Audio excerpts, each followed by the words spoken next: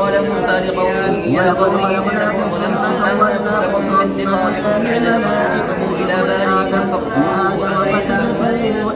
ذلكم خير لكم عند بارئكم فتاب عليكم إنه هو التواب الرحيم.